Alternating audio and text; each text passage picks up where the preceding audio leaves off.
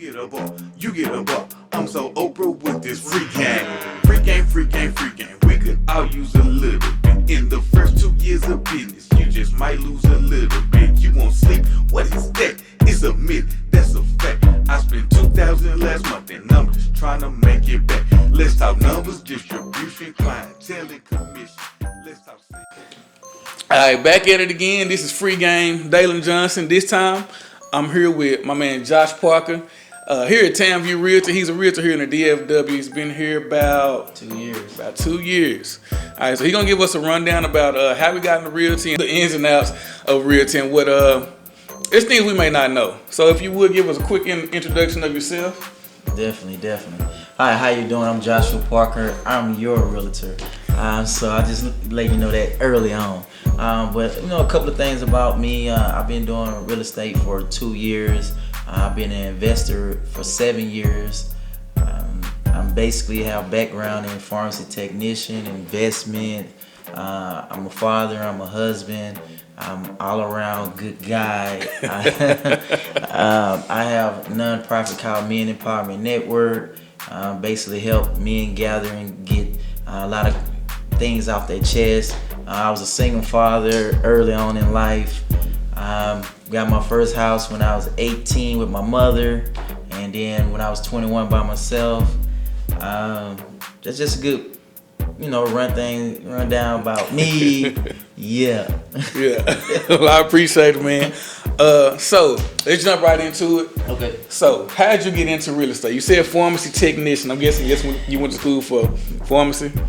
Oh man, basically when I first moved down here from Alabama, I was basically 14, and I had a summer gig at the VA hospital, and I basically went there for an interview, summer camp for these children won't, do anything bad in the summer.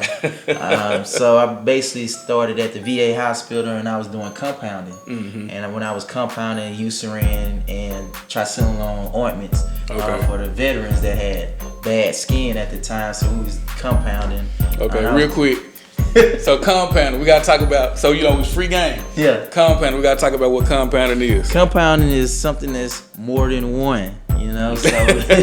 So if you compounding, you putting this ingredient in, and then putting this ingredient, then putting this ingredient, then that's a compound. Right. So you're basically putting different ingredients together to compound something to make it more powerful. Right. So that's what you were doing with the Eucerin. Yes, that's what I was doing. All right. So compounding Eucerin at the VA. Compounding Eucerin at the VA, and then basically I went and told Walgreens and let them know that I was 14 at the VA and I was looking for a job, and I was turning 16, and said, do you want to try be a pharmacy technician at Walgreens?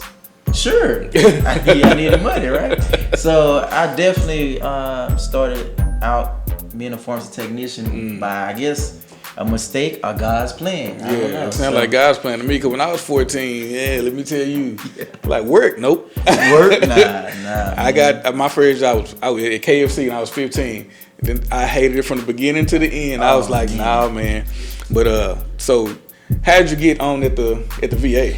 Oh man, I got on at the VA from the summer program. So I got on at the VA from the summer program, and I moved to Walgreens, and I got on with Mr. Freeman. Matter of fact, he's one of my mentors. Okay. I've been knowing him ever since I was 16, and he basically asked me to be a pharmacy technician for Walgreens. At that particular time, I couldn't take the test because I wasn't old enough. I had to be 18. Right. So imagine a 16-year-old with a good pay in high school, with a brand new 2003 truck, man. I really didn't care about high school really at that point. I'm the man on these streets. I'm the man on these streets, man. All right, so how long were you at Walgreens? Man, I was at Walgreens, I want to say 16 years almost. 16 years. You did some time over there. Yeah, I did some time. They say time. Yeah. So basically, I worked for Walgreens. I have not a part-time job, and then I was working for Caramore, Prime Therapeutic. Yeah. But I always had the safety net of Walgreens. I had to really quit Walgreens because those two companies was in competition. Exactly. Yeah. So you basically had to leave one or the other alone. So basically, I went off to school, and I basically had to just go back on my back burner of the actual Walgreens, just working on Saturdays and Sundays. Okay, yeah.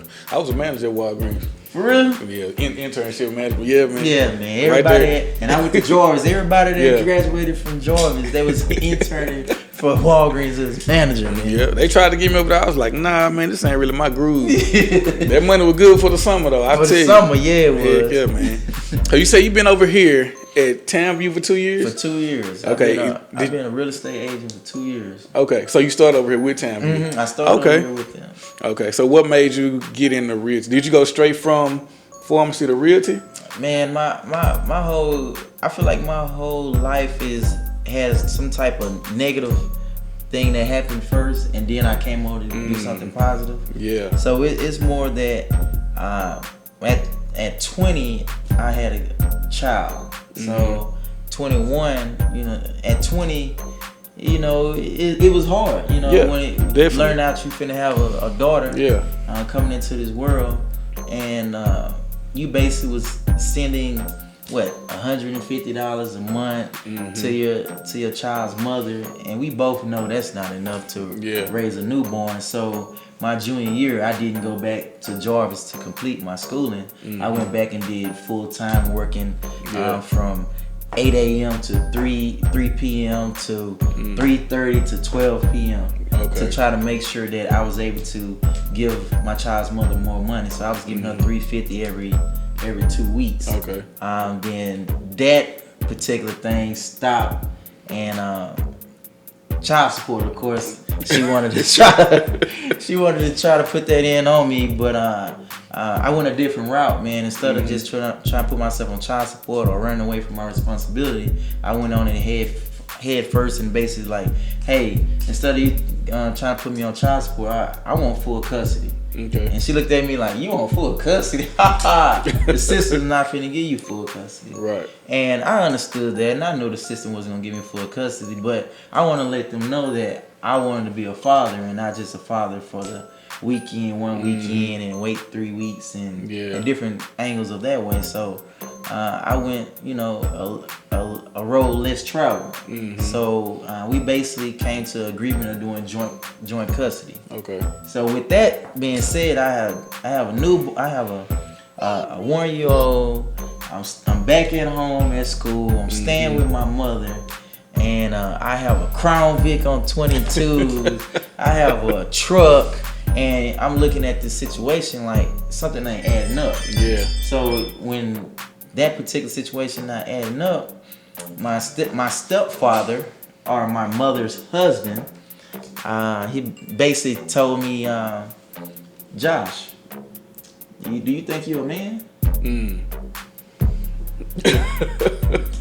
In my head, I'm like, what's coming next, right? Yeah. Do you think you're a man? And I basically said, what you mean? He said, you're not a man until you have a mortgage in your name. Okay. I got a 640 credit score. I just checked that. Yeah. The following week, I went and got a real estate agent. A week after that, I got pre-approved for $100,000. Yeah. Week after that, got a house for $75,000. We moving now. I'm a man now. Yeah. So in my head, I was just basically thinking, with a newborn, with a 1-year-old, and with a new mortgage, how can I make sure that everything run correctly?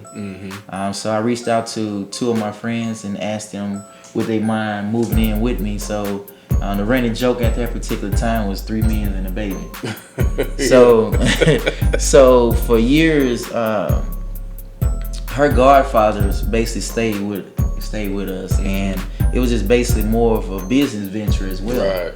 So when I gave it to them, I was like, hey, instead of you going to an apartment paying $700, you going to an apartment paying $700, and I'm paying $700, let's all just come together and just pay just one mortgage of $700. With that plan being said, then we felt like it would be a nice foundation or a building block for all of us to move forward. Saying all that, man, that initial investment basis set me up for real estate, set me up for Airbnb, set me up for all my adventures that I have going on right now. Besides that truck I told you about, besides that Crown Vic with 22s I told you about, none of those gave me any appreciation. Both of them depreciated. Right. Only thing never depreciated in my life was that home, and I was able to build from that particular home. Okay. So, saying that, I made a couple of deals with my wife and also my friends, and we created Airbnb with basically doing a property management for those things. I said, you know what? I feel like I should be a real estate agent. Okay. Because I've been doing property management all these particular years. Yeah. And I had more passion for that particular lane. So at this time, your job was still with, was it Kmart at the time? My job was still with, I don't know who was I with, Humana at the time. Okay, but you were like, you do that for work, and then you kind of gravitated toward the real estate side of things. Yeah. So I definitely gravitated to the real estate side of things because I was getting so much traffic doing my Airbnb. Just basically a lot of property management. Try to make sure that the house is clean, make sure that the grass is cut, make sure that everything was running correctly with the business. And I basically, my conversation changed. Right. And what I mean by my conversation change is I was trying to get, hey man, I think you should get a house. Oh man, I think you should try to invest into this. Man, I think you should think about FDA, conventional loans, all before I became a real estate agent. Right. Okay. So that my whole thinking changed when that first home did what it's supposed to do. So after that, you become a man. I become a man. As far as your stepfather said, you become a man. Yeah. You figure it out. You say this real estate thing, well, not necessarily real estate, but this property management thing is what I'm into. Right. And then at what point did you say, you know what, I'm gonna go out here and be a realtor? Man, that's one of those you have one of those self-reflection type of moments. Sometimes, man, being an entrepreneur, being a person that's always a thinker, and I always taught myself to be a thinker that try to look 5 steps ahead or 5 years in advance to see how I would just try to make my life better and also my actual family better. Man, a lot of stuff that I did, man, was because of my little girl. Right. So then I got married. So it was like a whole lot of like, hey, what we gonna do? How we gonna build together? And me and my wife sat down and did the Airbnb together. We had that idea together to get it started 7 years ago. Okay. So saying all that, I'm basically letting you know that not only did I have self-reflection in the mirror and talk to myself, let myself know, hey, I feel like this is the right move, the right play. I had to go back to my foundation. My foundation was my wife. Right. So I basically sat down and let her know, hey, I really want to go and pursue this real estate thing full time. Do I have your blessing? And she looked at me. She said, "If that make you happy, you have my blessing." And I was like, "That's the realest thing I ever heard from a person." Like, cause I've been working 2 jobs for, like I said, man, ever since young. So for a person just to let me go follow my dreams, that was very. It's big, man. Man, it's real big. Man, I looked at that lady, man. I look at my wife now and say, man, I love you for that, man, because I'm a person that, man, if anybody know me personally, anybody know me business, like I'm outgoing. I've never been a person that can be in a box. So it's more than me just trying to follow just the money or this. It was just more about my freedom. It's more about how I looked and view life. It's how that, hey, do I really think generational wealth is starting with property? I always told people and speak with a lot of people, my parents, my elders, my friends, property is power. Right. Property is power. Right. Imagine this. if we got 40 acres and a mule, if we got 40 acres and a mule, keep passing on to us from generation to generation, and property going for half an acre right now for $25,000 to up to $100,000, you basically can start generational wealth just that way. So with that particular mindset, I basically kept going and let the person know that, hey, with that particular mindset of power is property, property is power, you got to understand that once you have the property, you create generational wealth. Right. How can I help my community? How can I help my family with this information? Mm-hmm. Hey, show them by doing it. Right. So that's what I did. I made sure that I showed me buying properties, showing me investing into my dreams. Yeah. That I basically sometimes it's hard for me to even sleep sometimes because I have so many ideas. Yeah, Just I know to the try feeling. to bring it. I know the feeling. I got a phone, this little notebook, got two notebooks just like it. When I be at the fire station, wake up like, oh, man, you know what? You write in the book or writing down notes in your iPhone, and this what I'm doing here came out of nowhere. Right. You know what I'm saying? And it's like you keep saying, God's plan. Man. Because a year ago, 2 years ago, none of this. No. You know, none of this was a thought, wasn't an idea at all. It's just kind of, you know, my life led me to where I am now, sitting here with you. Because you know, me and my wife, we thought about getting into real estate. We always think about it. Right. Because there's so many different ways to be involved in it. Right. So if I had that type of thought, you had that type of thought, other people had that type of thought. Correct. I think it's important that we, if not me, somebody, you know, reach to the people and say, hey, look at me, this is what I'm doing, this is how you do it.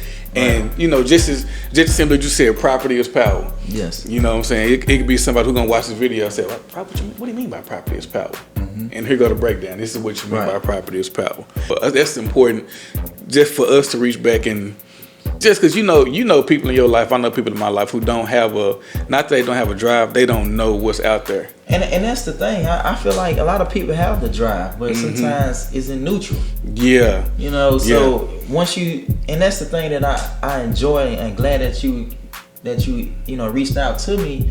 It's different ways to get to different points. My perspective and the way that I got to my point is different. And somebody, from your audience will, see me and say, hey, that can be me. And I totally understand that, because anytime that we have the drive but we don't know the direction, it's hard for us. Yeah. So when I started figuring out the direction for being a real estate agent, I went full throttle. Yeah. Because I had the information. And that's the thing, man. When we have the information, we can't be stopped. Yep.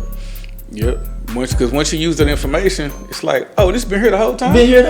Yeah, because I've been like, man, how can I get into real estate? I want to do it.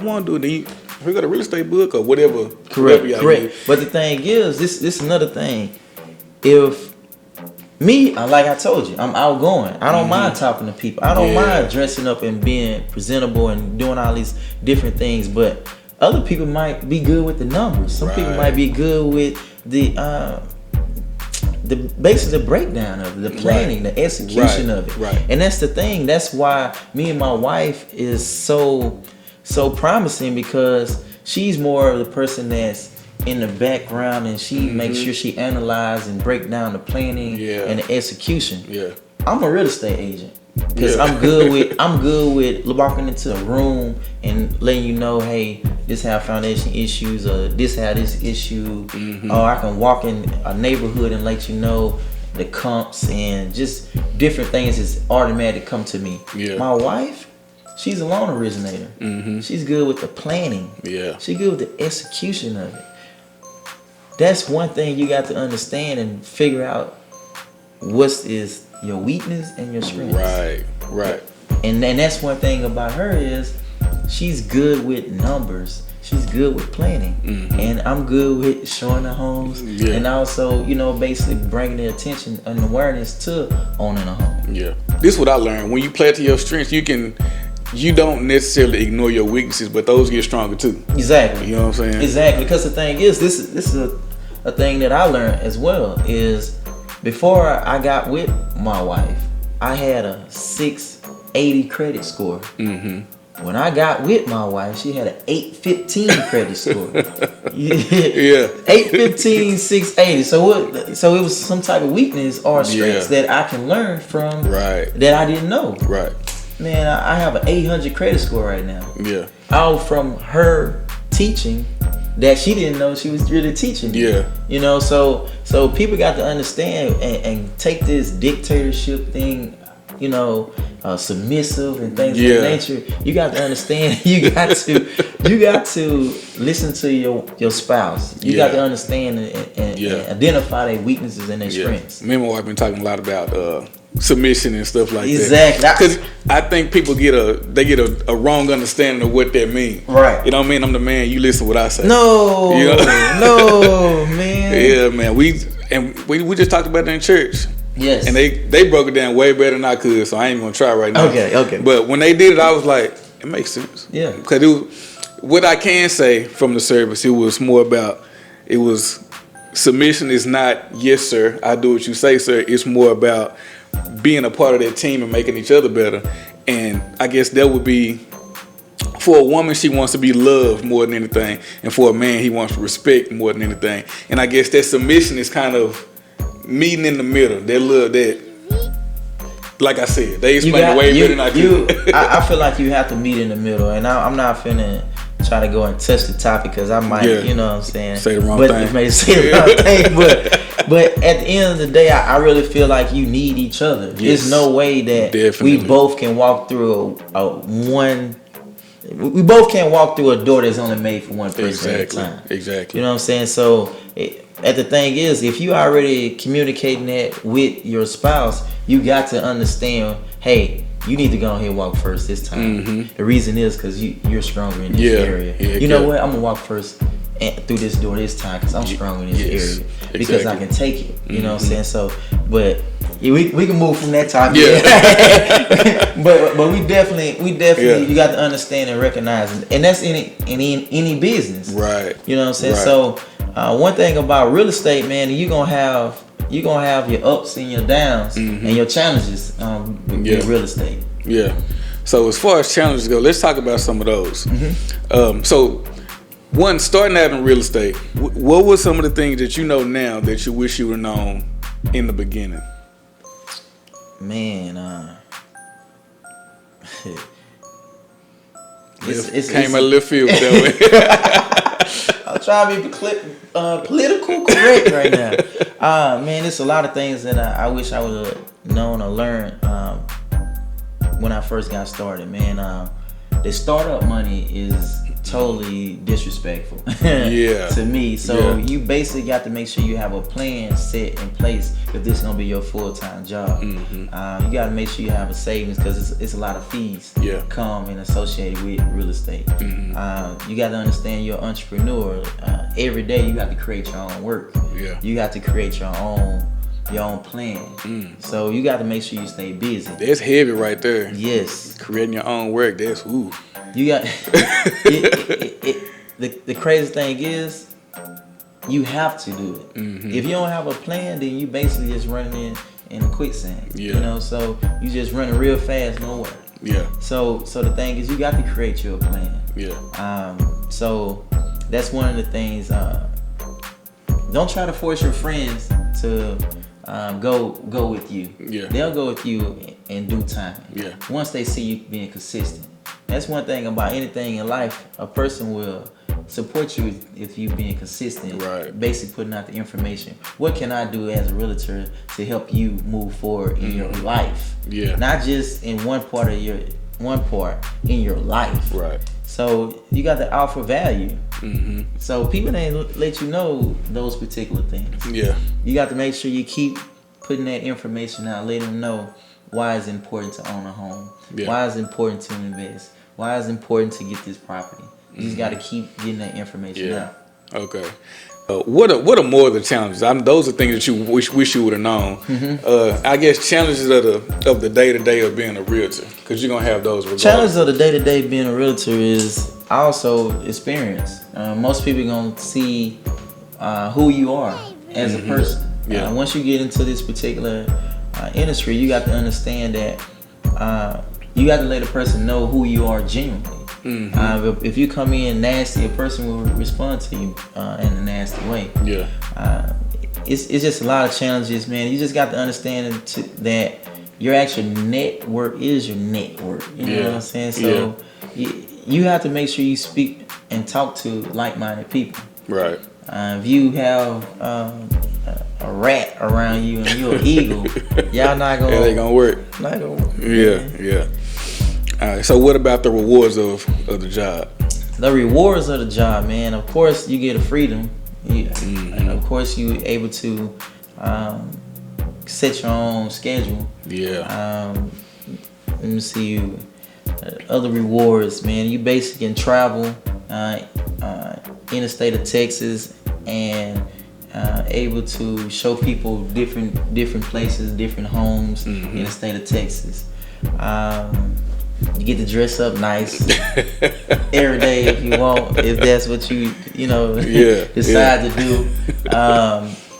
You basically, man, just really meeting new people. Man, that's one of the, that's the crazy thing. I feel like meeting new people, understanding who they are, the reason behind they purchase, reason behind a purpose to purchase is a great thing to understand. Yeah. And just finding families new homes. Man, I had a client get their first home and their kid was 7 years old. And they walked into the home and they asked their mom, like, is this my home? Yeah. No, mom, is this my home? And it's like, yes. Is this my home? Yes. And they start crying. Dang, at 7. At 7, man. Damn. You got to understand, like, you can't duplicate that nowhere. Yeah. You know what I'm saying? Just to understand, and of course, when your child cry, the mother's gonna cry. Yeah. Because they see it as an accomplishment. Everybody have a purpose to buying a home. Yeah. Everybody have a purpose. Yeah. It's true, man. Cause I think we on our second home now. It's good. Our first home, we bought it. I loved that house. I picked that well. My wife would tell you she picked it out. Right. So Go with that. I'm gonna throw it out there. But that was my baby. Like we were in an apartment. I said, all right, we paying this for rent every month, and it's just we throwing money out the window. This is how I saw it. Right. Because we weren't moving no more. This is my opinion. If you moving around a little bit, it's better to go with the apartment. Correct. But if you're trying to be stable and steady, you don't think you're gonna move no more, I think a house is the way to go. But anyway, that's just me. I ain't the realtor. No, you definitely correct, man. I really feel that a lot of people look at owning a home as a big burden. And the thing is, most people are like, oh, I got to cut my grass. Okay, call anybody to cut your grass for $20 to $45. Yeah. And they can come and cut your grass. Oh, what if my AC breaks down on my heater? Well, that's why they have home warranty that you only charge you $500 for a year, and you can contact them and they can come and fix the problem. Yeah. A $5,000, $10,000 problem, and they can come and fix it for that $75 fee that they have for you. Yeah. So all they fear is a remedy for it. Right. So a lot of people say they're not ready for it, and you think about this: if you basically go into a townhome, you can have all the apartment plus in a townhome, but you know what? You're not throwing your money out the window. Yeah. You still can. Hey, if I need to grow, I can move from this house, rent it out, do Airbnb. Yep. Or just anything under the moon, you can sell it, and it can be a foundation to your next adventure. Yeah. And see, that's what our house though. What I was getting to, we bought that house, and it was like just to start a home. Right. We'll whatever. If we move, we move. But if we don't, we just fine, whatever. Man, when we moved in that second house, I got emotional, bro. I was like, man, what we gonna do? Yeah. Moving to we moving to a nicer house, but just all the memories that we left in the other Memories, house, man. And it was just certain things you kind of take for granted. We had a big patio, big covered patio that we didn't have to pay for. Right. Then we moved to the next house, had to pay for one. I was like, ooh, how much did the last one cost? Yeah. But yeah, man, just that's that big emotional part that you don't really talk about when it comes time to buy and sell a house. That threw me for a loop. Yeah, man. Emotion. People don't understand. A lot of emotions take over you when you buying or selling a home. Most people think it's easy to sell a home. Yeah. Most people think it's easy to buy a home. It is, but that's if you're not emotionally attached. So you got to understand, if you staying in a home where you had your first baby at, when you painted your first room, when you brought in your mother and the shock on her face to see that you got your own home, them type of things that you can't duplicate. Yeah. You know what I'm saying? So you got to understand that when you buying or selling a home. Most people don't think about it till they at the table. Yeah. And it's like, you need the keys? you need the keys to this? To my home?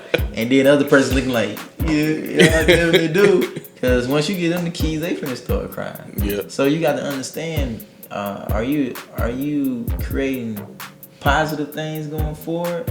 Are you the reason why it's not being positive going forward? Yeah. I really feel like a community of people that own their homes will uplift the community. Because I feel like they take extra care about their home because of their emotional ties. They will do the extra step of cutting their grass and their neighbor's grass because they know the appearance of their actual community. Yeah. They care about it and it matters at the end of the day. Exactly. Yeah. All right. So with real estate, how do you get your clients? With real estate, how I get my clients, man, I'm gonna be honest with you, man. I do a lot of one-on-ones. You know what I'm saying? I go out to and just genuinely meet people. Yeah. It's crazy how it works out that I go and we just basically have a casual conversation. They ask me what I do, and I speak about it, and now they my client. Everybody in my head initially can be my client, right? Because once you my client, we're gonna be friends for life. Yeah. You know what I'm saying? We might even be family, you know? Yeah. Because once you say come over, we cooking because you just got us a new house. Okay, I'm going over there. And if I eat at your house one time, we family. I'm just letting you know that right now. So man, it's just a lot goes into it. You know what I'm saying? Of finding it. And also, man, you have to create different ways to bring value. My thing is, what I created is called a home buyer experience. With my home buyer experience, I created a different way to get the information to people and also understand the buying process. Yeah. A lot of people is scared of the buying process, but if I can make it funner, then you'll understand how easy it is. Yeah. So man, it's just basically just trying to be an innovator, really. Yeah. It's a lot of realtors out here, man, and there's a lot of people have different attributes that they can give. Yeah. So you got to understand, who are you?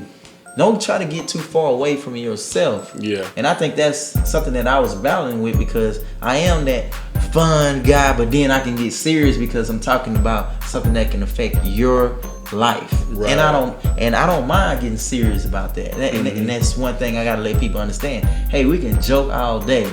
We can joke all day, but I gotta make sure your contract is right. Right. I gotta make sure everything's right with you. I never want to put a person into a home. Never want to put a person into a home and be house broke at all. So that's why I always want to make sure that I talk to my clients and let them know about contracts, and I have to be serious about that. But other than that, we're gonna have fun, we're gonna have a blast, and it's gonna be a great experience. Okay. Now the home buyer experience, do you want to, I know you just did one, right? And I know you got one coming up again on October 12th. October 12th. Do you want to talk more about it, or you want the people to come out and experience it for themselves? Man, I really want the people to come out and experience it for themselves. Okay. I definitely gave a little commercial and letting people know just a little bit about it. But I really need you to come out and to experience the home buyer experience because I put so much effort into it, so much time. It was a vision that came to me 8 months ago, and I didn't know if I should go with it because it's not the typical way of going with it. But I incorporated who I am and incorporated who my wife is and the things that we trying to get established in a community of everybody community, you know, to basically want to own a home. So just stay tuned. October 12th is the next one. We just had one September 14th. It was a blast. We had a good time. Everybody who attended only had great reviews for it, and that's the type of thing that I wanted to get across. Even if you're not like in the market for buying at that particular time, you can understand that, hey, if I correct this credit, if I correct this and I correct this, then I can be on that road. Okay. So do you got the information for it right now, like when, where, and all that? Definitely. I have the information here. October the 12th, between 11 and 3 o'clock. It'll be at 415 West Daniel in Duncanville, Texas, 75123. All right. So we talked about it a little bit. What and I don't want to dig too deep into the home buyer experience because I'm pretty sure you got something like this now, something like this in there. What advice would you give to somebody looking to purchase their first home? The advice that I give to you looking to buy your first home is basically, what are you looking for? And the reason why I'm asking that, because we have two first-time home buyers. We have one that's trying to invest in the future, and then we have a couple that's trying to start a new family. So it all depends on what lane that you're trying to go. I can talk to you on both avenues. I've been the person that was single and I need to purchase a home. I've been the married couple who basically trying to buy a home together as a family. I can talk to you about each lane. I can talk to you about selling. I can talk to you about buying. I can talk to you about investments. And that's the thing that I want people to understand, that once you know that lane, I can go any lane with you. I can travel that road with you. And just in the advice that just jump out at me is make sure your credit right. Make sure you got good credit, and make sure you saving. You know? And if you don't have good credit, just push towards that. Just push towards that. So do you have, I know realtors work closer with a lot of people. Do you have somebody to help correct credit for your clients? Not at this present moment. I don't have anybody to correct credit, but if you follow me on Facebook, I always drop tips. What I call the MCM is a playoff. You know what it's a playoff of. But I basically call it Monday Credit Motivation. Monday Credit Motivation. I always drop a gem every Monday. If I don't drop it every Monday, it's every other Monday.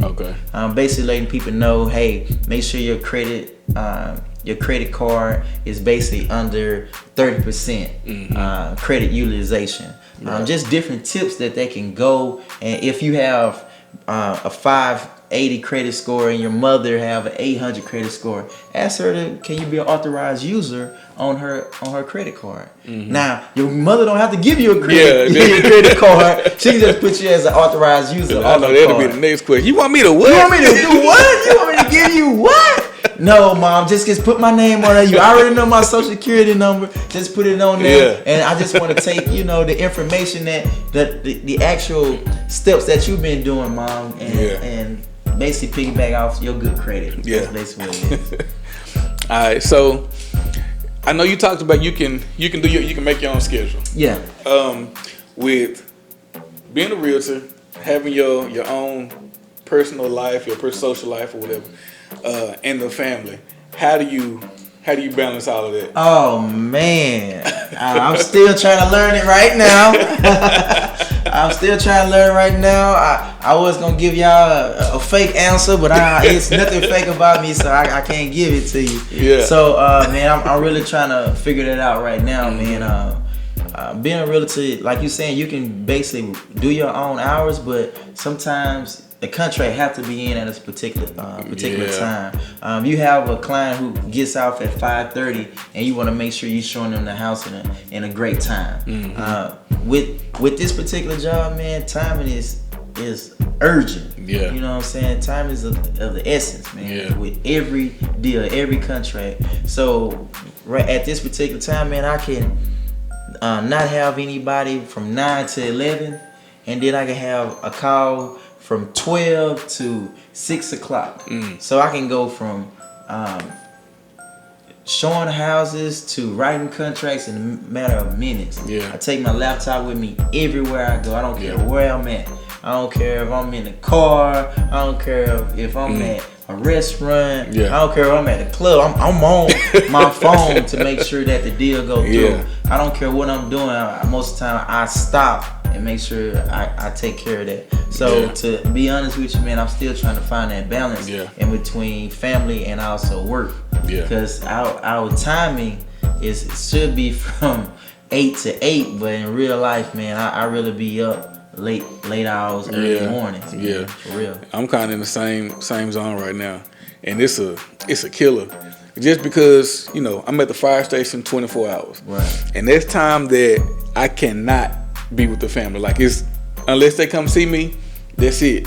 So that's 1/3 of my other year. Yeah. Let's talk about a year. 1/3 of the year already gone. Right. And then say we'll sit here doing this interview for an hour or 2 hours, however long it takes. Right. And then with that, I gotta go edit. Which I got 3 cameras here. The more cameras, the more editing you gotta do. Oh man. Then you got audio. So it's like I gotta put that together. And then I'm still trying to do photography on top of that. And then there's family.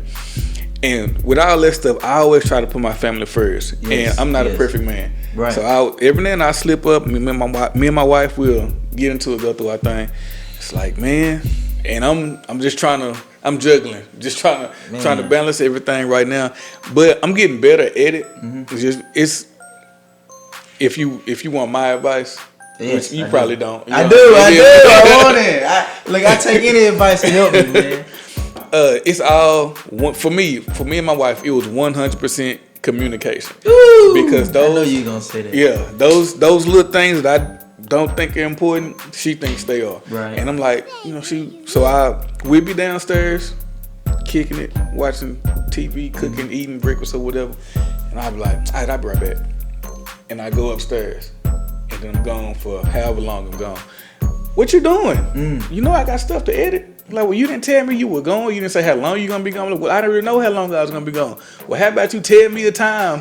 You say, if you give me 20, you say 20 minutes, you go out there, do it for 20 minutes, come back down. It's those little things turn to big thing. It's just she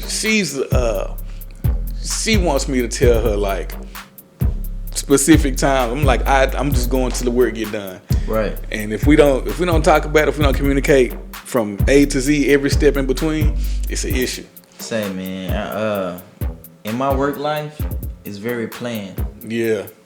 In my personal life, sporadic. Yeah. Man. It's sporadic. So, because the thing is, I can plan out my work day, and when new people call me and I put them in a schedule. I make sure I plan it, I schedule that. But the thing is, man, what I need to make sure I start doing, I need to start scheduling time for my family. Yeah. And once I start doing that, I feel like I can start juggling things more. When you stated, hey, if you was gonna be gone this long, you should have told me this time. And one thing about me is I don't want to say I'm gonna be gone for 20 minutes and I really be gone longer. Yeah. Now I just feel like I just told you a lie. Yeah. So that's the thing that's really just I'm fighting with myself with.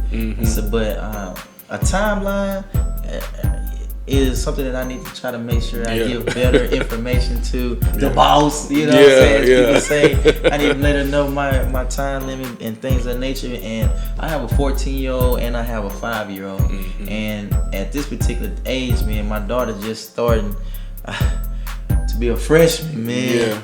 Yeah. And I don't want to crown this segment, but hey, man, I'm taking that day by day right now. So, and my son, he's just a little me, and he's Spider-Man one moment, he's a dancing king in another moment.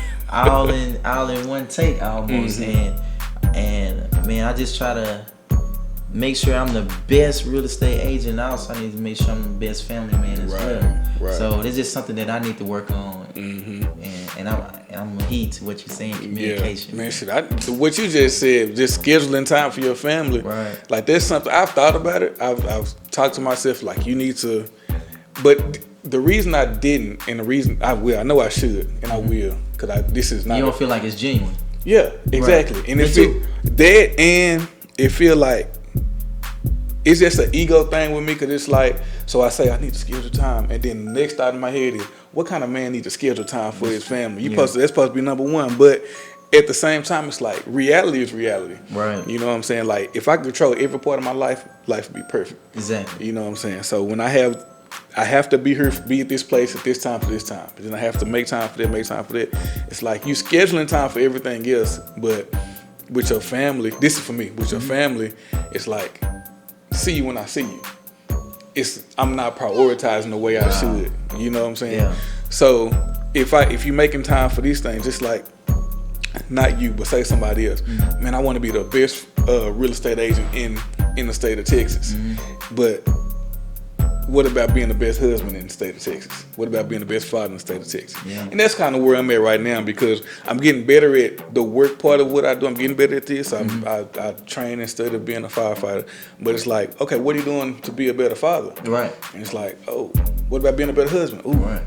You know what I'm saying? So that's a constant struggle for me, trying to work on myself in that aspect. Right. Because I feel like I should be better than what I am. And that's the thing, man. I feel like me personally, I always try to be the best at anything that I do, such as real estate, man. I do YouTube, I read books, I go out and speak with people. I make sure I extend myself to do those particular things. When I was in pharmacy, I was trying to make sure I knew all the medication and what they did and side effects. I took that extra step, man. I really feel that even though I don't feel like it's genuine to put the information down, to spend time with the family, who knows what happened once you get started.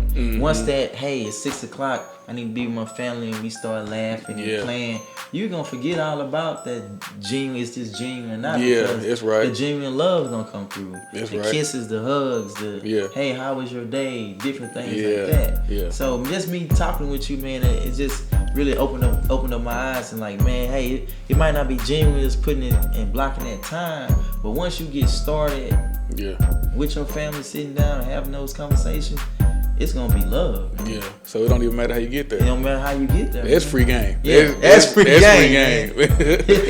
Yeah, man. But I mean, at this point, man, I'm gonna go ahead and give you contact info, and if you want to keep on chopping up, we can. I don't know how much time you got, but I feel like the more content, the better. But I ain't gonna take up all your time either. Nah, you good. I blocked out 2 hours for it. Oh, okay. Hey, how you doing? I'm Joshua Parker. Your real estate agent. You can contact me at 469-835-2801, or you can contact me on IG, JP Buy and Sell Houses. Also, you can contact me on Facebook as well as Joshua Parker, the realtor. So any one of those networks, please contact me and I can be of service to you. Also, I forgot about this. You can email me. It's jparkertherealtor@gmail.com. Thank you. Boy, that was smoother than anything I could have put together. Golly. Man, not this last interview I did, that little intro I was telling you about, I did that, man, I did that 3-4 times. Man, hey, man, it's crazy. Like, just me just trying to be more outgoing and talking to people, man. I have to just do things by you know what I'm saying, whatever I feel, you know what I'm saying. If you don't feel right, it ain't gonna really go good. Yeah. That's just like my home buyer experience, man. At first, one of my first ones, man, I want to say the first 5 minutes, I was reading off a paper. Yeah. Man, I know this information. I don't need to read off no paper, man. What I need this paper for? So I got relaxed, man, and put my paper down, and I just went with what I know, and it basically came out. once you start doing research and putting your best foot forward, everything's gonna come out. You know what I'm saying? So I just feel like that I should just go with it. Yeah. You know. So when I first started doing this, like I was lucky. You know Frank Moss? Yeah. Bill. Yeah. Yeah. So I was lucky that he was my first interview, but cause all this setup, this was my first one, and it was the whole, even with the edits and all the cuts, it was still over an hour long. We just had a real good conversation. It was, you know, I kind of came in with a blank slate, like I don't really know what I'm doing. I just, you know, it was God talking to me, like, you know, do this thing. Cause were you at the second? I went at the second. I was at the first one. Okay, so at the second one, you know, I had thought about doing this, but I hadn't really thought it through. So at the end of it was like you know, the big power at the end. He just kind of talking. He was like, "Y'all go ahead and introduce yourself." So I started introducing myself, and it wasn't even me talking. I just started talking about this is what I want to do, blah blah blah. And if anybody interested, hit me up. And you know, people hit me up, and I was like, yeah, it's about to happen, man. You know, so once I put it out there, it was like it's real now.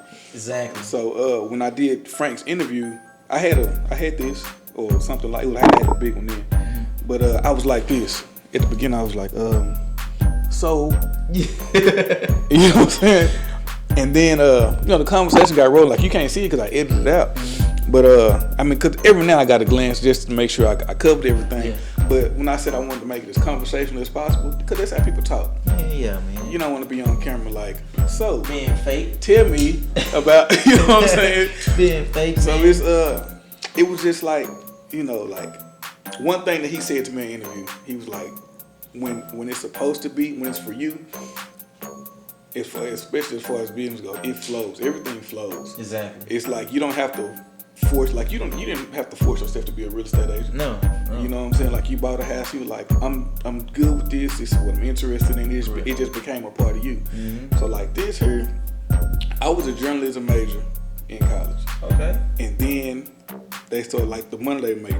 One of my teachers started telling me, like, you're not gonna make the money you think you can make when you first get out of there. Right. So he told us how much we could look to make, and I was like, ooh, I don't know about that. And then, because it's hard work. Journalism is hard work. Right. I mean, it is what it is. And they hire less and less people. So you have to be your own cameraman. You have to be your editor. You have to be your sound person. That's what I'm doing here. Right. But he telling me how much we're gonna make, what we're gonna be making, and then there were no opportunities for me. And I was like, I ain't doing that. Yeah. So I went into firefighting.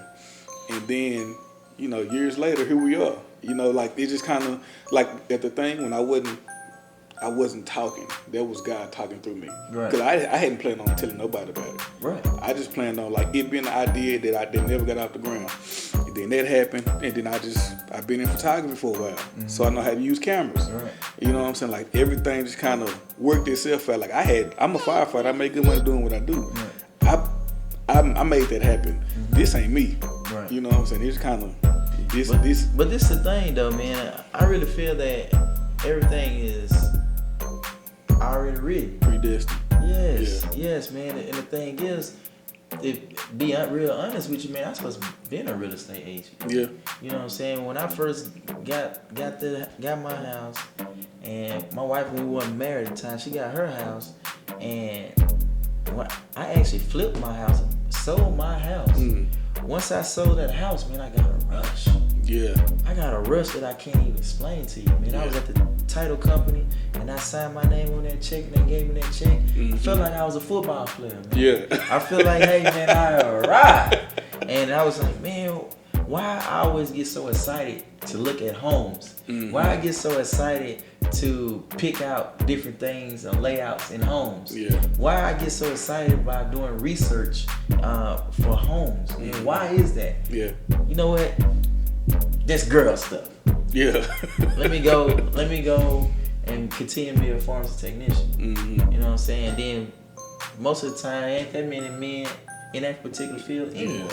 Yeah. So once I got in my head, man, of trying to be tough man or whatever, I really listen. Yeah. You know, sometimes he sit us down to make us understand, like, hey, you've been running from what I'm telling you to do. You know what I'm saying? So I need you to listen and then understand the plan.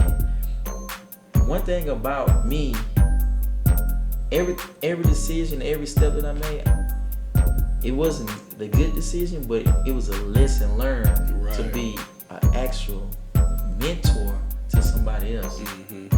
Everybody used to see me around and see Joshua is gonna have his daughter with him every time. Yeah. I was the first person in my neighborhood or from my high school or my college to be a single father. Yeah. You know what I'm saying? With her being with me. You know, so it was a lot of that. Yeah. So when people see me and they understand, it's like, hey, you 22, 23 with a family, you 23 with a family of a child. How is that possible? Joshua, you got a kid and you got a home? Yeah. How is that?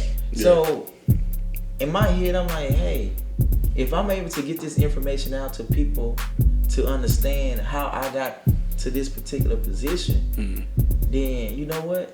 A lot of kids won't grow up without their father. Yeah. You know, so I never wanted to run from that commitment. You know what I'm saying? So it's all about God's plan, man. With that particular thing, man, I created an area where, hey, if Josh can do it here, man, I know I can stay in my kids' life. Yeah. That was my purpose. That was the reason why I had a kid so early. You know what I'm saying? Because I know I wasn't going to run from what was me. Man, I just looked at her and that was me. You know what I'm saying? So I never was going to run from that. So I had a lot of people over the years come to me and tell me, hey, the way that you are with your daughter is the reason why I'm still in my kids' life. Yeah. I understand me and the mother don't get along and we bicker and things of that nature, but we was able to work together because I didn't want to be that person with a kid and I never seen. Yeah. All because of you. Yeah. You hearing that from another man, it's like it's real powerful. Yeah. So heck yeah, purpose, man. Yeah, I know the feel. Like I've heard people, or people have told me that they, you know, admire this or that about me. Like, you know, you got a full time, you got this and that. I admire this and that about you. So I know how big that can be. Exactly. I ain't gonna go into detail about it because this ain't, you know, it ain't about me. Hey, it's about us, man. It was about giving free game, letting people know about how family is. Yeah. Family so can be real amazing. Yeah, well, I guess, man, I get more, and I guess you the same way. It ain't so much about hey, look what I did. You know what I'm saying? People say, hey, man, you doing real good on these interviews. I've been watching them, man. I'm impressed and this and that. And that's cool. I like that. I do like it. You know what I'm saying? I got an ego. You know what I'm saying? But from the very beginning, this was never meant to be about me and what I can do. And, you know, me, I'm a journalist, so I need to be out here doing journalism stuff. Yes. No, it ain't about me. And it's not so much, I don't have to be out there like flashing with it. Like, hey, look what I'm doing for my community or whatever. What I'm trying to do with my community. It's more of a subtle way of not complaining about the way things are. And, you know, I don't have to talk about the negative. I don't have to talk about what's plaguing our community. What I can do is present some positivity, you know, give some free game. Right. You know, like, well, here, you know, if you think you might be into this, I know somebody. I made a video about it. You can watch the video, contact that person, because most of y'all have been, I mean, if y'all open to help me, I'm sure y'all open to helping other people. You know what I'm saying? So that's where I get my satisfaction from. It's not so much about I saw that thing you did and you did a good job. It's I saw that thing you did and it made me want to do. For example, for you, I have my wife's little brother. He said he wants to go into real estate. And I was like, well, I'm sure I could get a real estate agent in front of the camera to talk to me about, you know. And I'm like, you don't necessarily have to call his phone and talk to him, but I can make a video, you know what I'm saying? You can pick out what you want from there. Definitely. And see, you know, and it's not just for him specifically, but him and anybody else in that same situation. Correct. So, I mean, that's where I get my satisfaction from. I don't need a whole bunch of thank yous. I just kind of want to make any impact that I can while I got the opportunity to do it. Man, that's free game, man. Yeah. And that's passion, man. Yeah. You can't duplicate passion. Right. You can't duplicate determination, man. And you can see it from what you establishing right now, man. Yeah. A positive light on every different genre of things, you know, Yeah. entrepreneurship or whatever these people is taking, you know, steps. Yeah. Man, it's just real. Thank you, really. Yeah, well, I thank you, man, for real. Because this it's me with the camera. This ain't really my thing, though, man. This y'all out here doing the work.